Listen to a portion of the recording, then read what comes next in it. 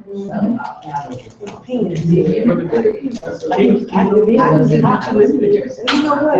I know you, I can't. All right, everyone, we're gonna get started back. My name is Kevin. I wanted to show you all just real quick on how I walked around. And I think I asked you for like $200 back here. Yeah. And what did y'all say? You gonna pray for me? I can get you. I can get it too? What'd you say? I wish you would. Chris, you said almost nothing. You was like, I don't know what's going on. Like, yeah, since I know you. She freely was like, I'm gonna give it to you. You guys feel like that too. And then up here she was like, what is this? Pretty much. That's what happens to people on social media when you just promote your business. You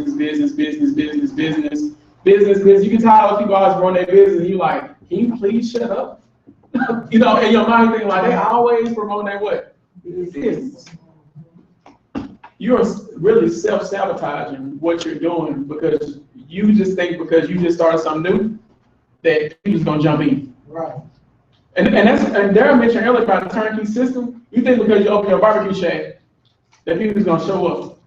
If you don't have a system in place to attract people to what you're doing, if you ugly, ain't nobody gonna talk to you, right? So what I do is I teach people how to stop holding themselves back. And before I go any deeper, I'm gonna talk about you first. So it's you. I actually was able to, I get mentored by a few people, one of them being Brian Bean, and he talks about something similar to this, about how you are holding yourself back from being successful in your life. It's all you, it's all what is up here. So with that being said, what's holding you back? So if you don't know me by now, my name is Kevin. I am Executive Vice President Golden My Econ. Really enjoying what we're doing with My Econ. Not only My Econ only, but also with the number one problem in America, which is poverty. A lot of things that you all are seeing right now, and I've done extensive study. I have had extensive training in this area. It's a lot of shoes going on right now, right? That people are seeing. Would you believe if I told you those been going on? They've been going on. But before now, we just got video cameras to record them. But these things have been going on for years. I remember when I was doing my community assessment for my grad program, and you wouldn't believe the amount of shootings that happen in America that goes unreported, uncovered. People don't say anything about them, and they've been going on for years, and people just not getting angry about it because now it's at their front door. That's right. People don't get mad about stuff until it really happens to you. I was mad a long time ago. So right now, we're in a state where you have to be accountable for what's going on because you can change everything around you, but you have to change. That's the one thing. People always say, well, I won't change, but do you want to change? That's the key. So it's you. It all starts with you. So right now, I'm going to talk about ways that you can self-sabotage everything going on with you, and most times you are the problem. This is the problem. The first one is limiting BS. And it don't mean what you think. It means limiting belief system.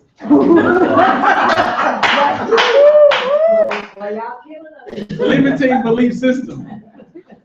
What were you taught when you were little? You still got those things in your mind right now. At your dinner table, what you were taught about money is still, in most cases, is going on your dinner table. You're teaching the same thing. So your limiting BS is keeping you from getting to where you want to be. Internal program. What do you say to yourself every day? Do you say I can do this, or do you say I can't do this? Are you thinking negative all the time, or are you thinking positive thoughts? It all starts with you, though.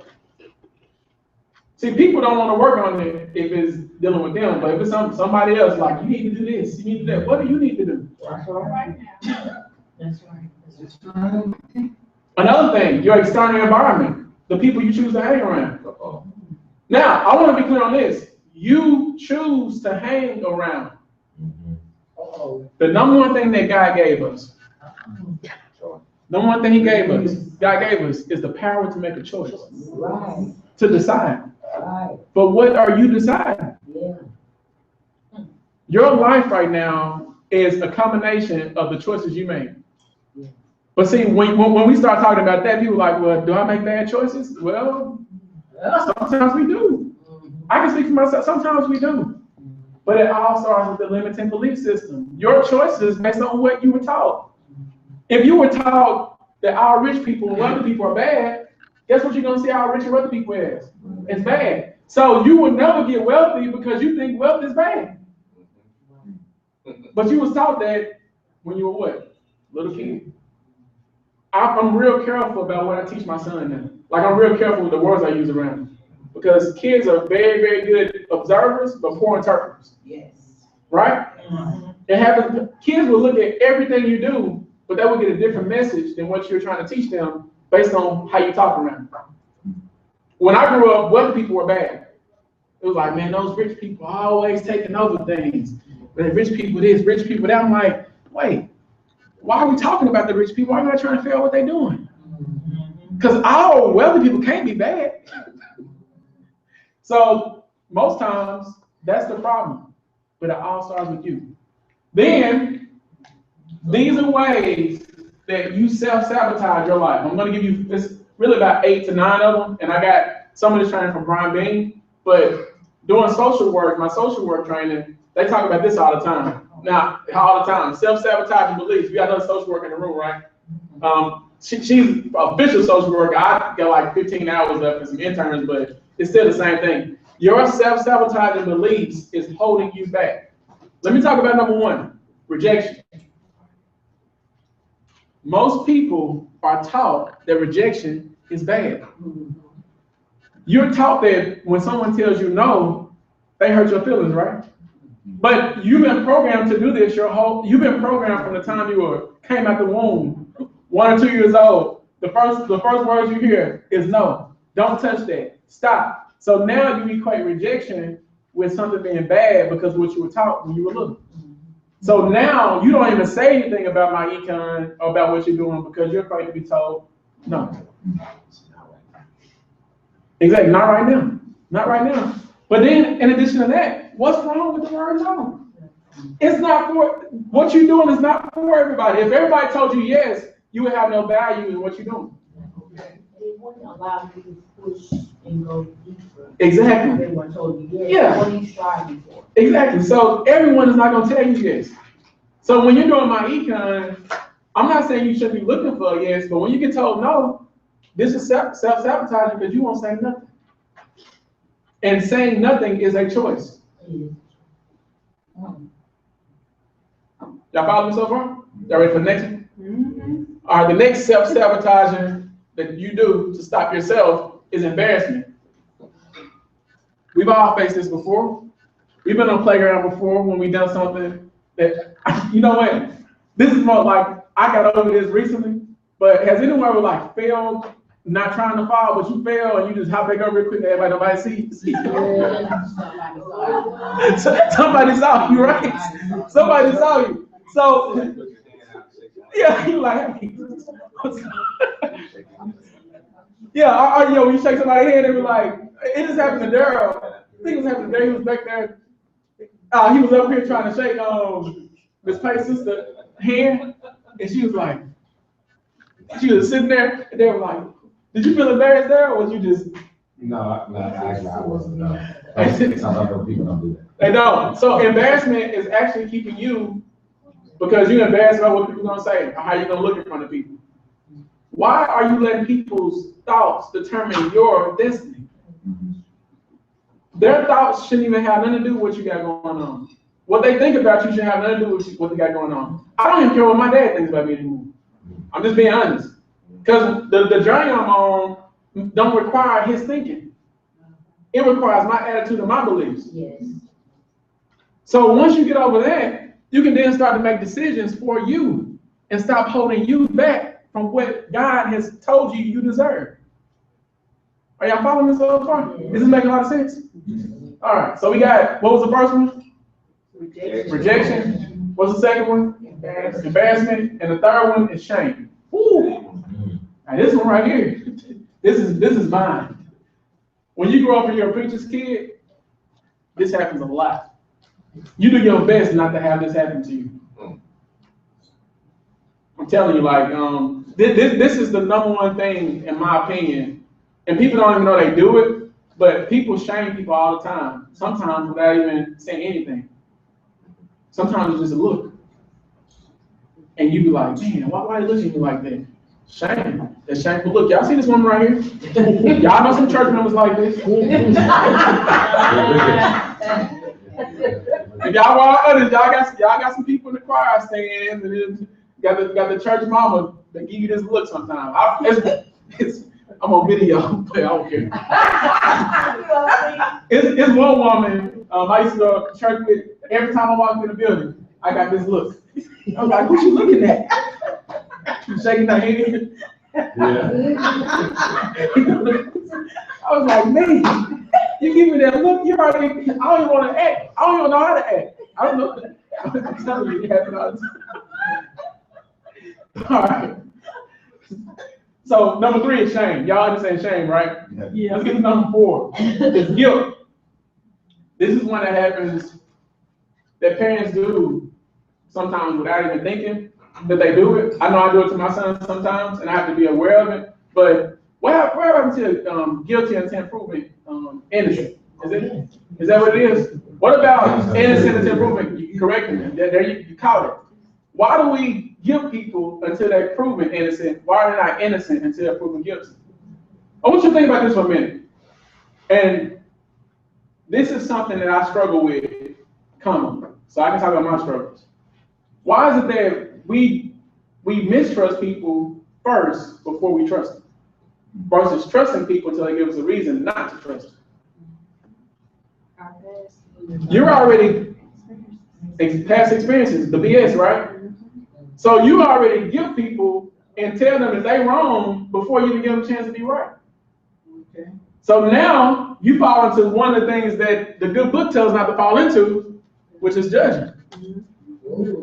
So you prejudging people before you even get to them, and you saying they gonna say no. I already know they're gonna say no. See? That's prejudging before you even get to them. Are y'all understand? Like, have y'all done this before in your business? Mm-hmm. Where you prejudge people before when you get to them, like, I know they're gonna say no. But really, it goes back to one of the other 3 things that's stopping you, and you keep doing this. Now, how you see other people is really how you see yourself. Because whatever is going on in your life is a mirror of what you are. Are y'all following that?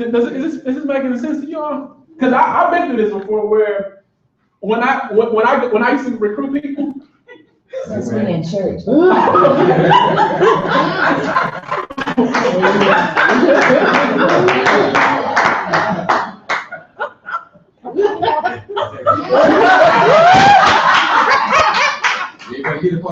I know.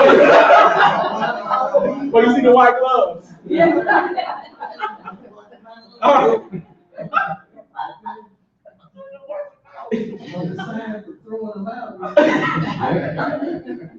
If you're going out recruiting people with this attitude, with this prejudged attitude, you will never recruit anyone. Yeah. Because you're giving them the energy that you feel guilty about your little business.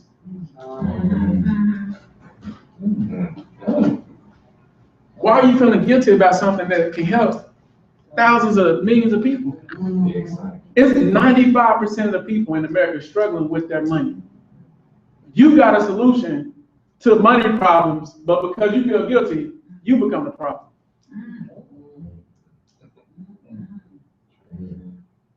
So what do you have to change? Remember, I always say, I never present a problem without a what? Solution. I'm giving y'all a key to business too. Always present people the problem, and you become the solution. Yes. Okay. So what will be different when the problem is solved by you? It all starts with you. So let's keep going. So you have to reprogram your mind. First thing that I tell people to do is watch your thoughts. Your thoughts become things. If you think nobody gonna join your business, guess what happened? Nobody gonna join your business. If you think you're not gonna be successful, guess what's gonna happen? You're not gonna be successful. So this book is called The 4 Agreements. Very good book. I highly recommend everyone get it. You have to change the agreements that you made with yourself a long time ago, or the agreements that other people made with you that you keep on carrying yourself from a long time ago. You have to change those. So the first one agreement is be impeccable with your word. When you tell somebody you're gonna do something, do it. And do it now.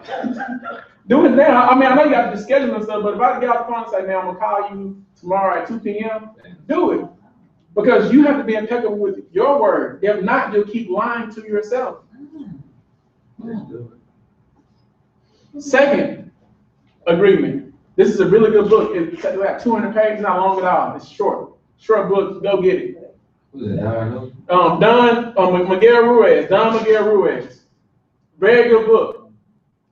This book has saved marriages, has saved people from, committing suicide, has saved people from falling out with each other, from just understanding this. Being impeccable with your word is very powerful. Truth is very powerful. Once you get past all the other stuff, the distraction stuff, and you get the truth, you don't no longer have to listen as hard. Because truth requires no belief. If it's true, it's just true. I don't care if you believe me or not. It's true.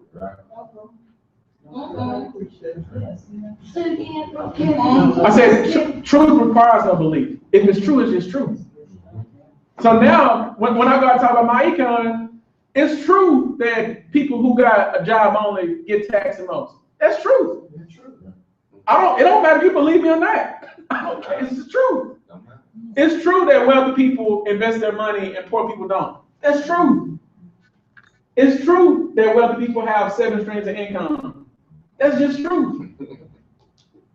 So why would I waste my time arguing with someone who's been told lies about the truth? It's just true. Are y'all following me? All right. Next one. Don't take anything personally. Okay. Don't take anything personally. Sometimes we take that people saying no to the business means they're saying no to me. Those are two separate things. I'm not saying that you shouldn't, take your business, be personal in your business, but I'm saying when I say no to the business, they're not telling you no.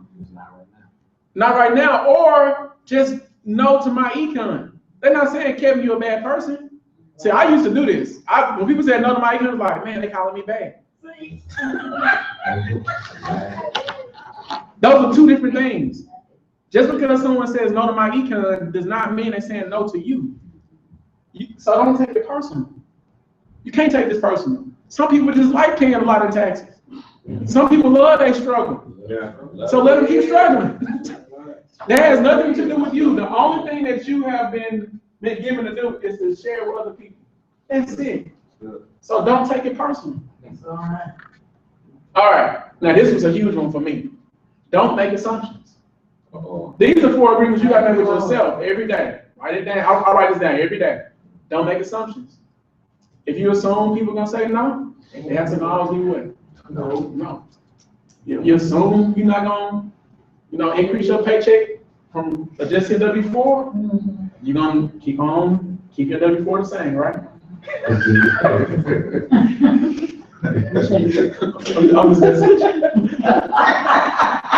So don't make assumptions. Just don't make assumptions. If you notice, these 4 agreements is the counter to the 4. Are y'all following this? This is the 4 things that self-sabotage. These 4 agreements cover all of them. One of them will cover 2 of them. All right. Always do your best. Always. This is the 4th agreement. Always do your best. Competition is the quickest way to failure. When you start trying to compete with people, you automatically fail by default. How can you compete with someone else when you haven't even competed with yourself first? The only person you should compete with is you. Every day, if you work on becoming a better person, guess what's going to happen to you? You're going to become better. But every day, if you compete to become better with someone else, then you have lost by default. You have. So you need to dominate yourself, dominate what you can do, dominate what you can put here to do, and you will be the best version of you. I was in training the other day. I'm working in a school now, and we were doing like this activity, and people kept like, it was a group of us, it was like 5 of us, and we were just focused on what we were supposed to be doing. Focus on it was a game. We were focused. Guess who won the game? Yeah. We did. Our team did. It was 3 other teams. They all coming over. What y'all doing? What y'all doing over here? What y'all doing over here? Y'all gotta be doing something different. Hey, what y'all? So in the meeting, they said, what was your takeaway? I said, focus on your own grass. Focus on your own grass.